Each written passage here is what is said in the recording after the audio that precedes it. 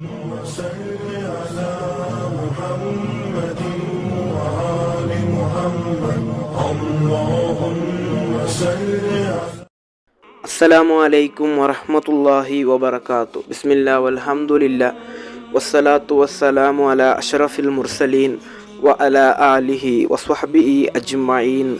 ಅಮ್ಮಾಬಾದ್. ಹೆಣ್ಣು ಹೆತ್ತ ಪೋಷಕರಿಗೊಂದು good news. ನಮ್ಮಲ್ಲಿ ಸಾಮಾನ್ಯವಾಗಿ ಹೆಣ್ಣು ಹೆತ್ತಂತಹ ಪೋಷಕರು ಹೇಳುವಂತಹ ಒಂದು ಮಾತಿದೆ, ಹೆಣ್ಣು ಮಕ್ಕಳೇ ಎಂಬಂತಹ ದುಃಖ. ಆದ್ದರಿಂದ ಇನ್ನು ಮುಂದೆ ಆ ದುಃಖ ಅವರಿಗೆ ಬೇಡ. ನಿಮಗೆ ಹೆಣ್ಣು ಮಕ್ಕಳಿದ್ದರೆ ನಿಮಗೊಂದು ಗುಡ್ ನ್ಯೂಸ್ ಇದೆ. ಖಂಡಿತವಾಗಿ ನೀವು ಇಷ್ಟು ಮಾಡಿದರೆ ಸಾಕು, ನಿಮಗೆ ಸ್ವರ್ಗ ಸಿಗಲು ಅದು ಕಾರಣವಾಗಿದೆ. ಇಮಾಮ್ ತುರ್ಮುದಿ ರಲಿಯಲ್ಲಾಹು ಅನ್ಹು ರವರು ವರದಿ ಮಾಡಿದಂತಹ ಹದೀಸ್, ಅಬಿ ಸঈದಿಲ್ ಖುದ್ರಿ ರಲಿಯಲ್ಲಾಹು ಅನ್ಹು ರವರಿಂದ ನಿವೇದನೆ.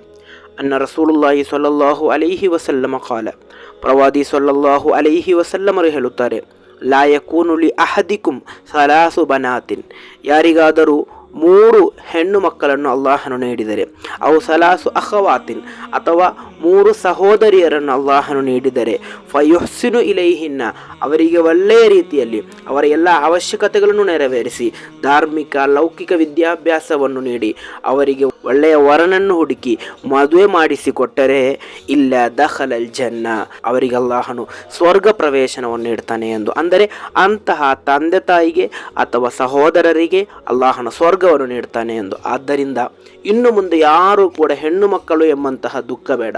ಅವರಿಗೆ ಒಳ್ಳೆಯ ರೀತಿಯಲ್ಲಿ ಧಾರ್ಮಿಕ ಲೌಕಿಕ ವಿದ್ಯಾಭ್ಯಾಸವನ್ನು, ಬೇಕಾಗುವಂತಹ ಸೌಕರ್ಯಗಳನ್ನೆಲ್ಲ ನೀಡಿ, ಅವರಿಗೆ ಒಳ್ಳೆಯ ವರನನ್ನು ಹುಡುಕಿ ಮದುವೆ ಮಾಡಿಸಿಕೊಡಿ.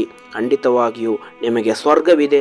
ಅಲ್ಲಾಹನು ನಿಮಗೆ ಸ್ವರ್ಗವನ್ನು ನೀಡಲಿಕ್ಕೋಸ್ಕರವಾಗಿದೆ ನಿಮಗೆ ಹೆಣ್ಣು ಮಕ್ಕಳನ್ನು ಅಥವಾ ಸಹೋದರಿಯರನ್ನು ಅಲ್ಲಾಹನು ನೀಡಿದ್ದು. ಆದ್ದರಿಂದ ಈ ಒಂದು ಸುವರ್ಣ ಅವಕಾಶವನ್ನು ಸದುಪಯೋಗ ಪಡಿಸೋಣ. ಅಲ್ಲಾಹನು ತೌಫೀಕ್ ನೀಡಿ ಅನುಗ್ರಹಿಸಲಿ. ಅಸ್ಸಲಾಮು ಅಲೈಕುಂ ವರಹಮತುಲ್ಲಾಹಿ ವಬರಕಾತು.